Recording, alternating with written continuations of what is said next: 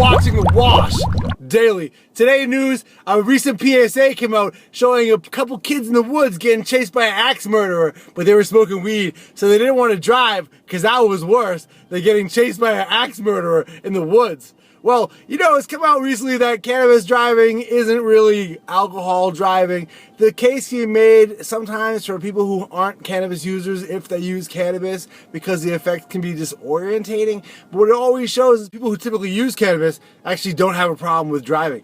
Usually because they're high all the time, so they're always driving high.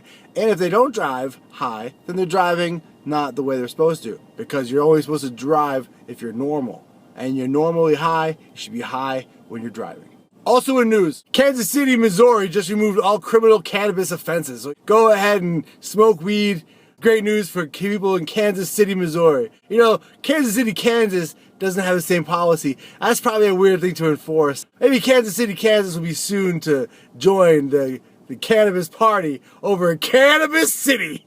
Also in news, turns out most Americans want legal cannabis. Joe Biden doesn't seem to understand this. He says we shouldn't have legal cannabis. It's going to be a big problem because he represents the interests of giant pharmaceutical and status quo government that wants you dead from chemotherapy, not treating you with cannabis. Thanks for watching The Wash Daily.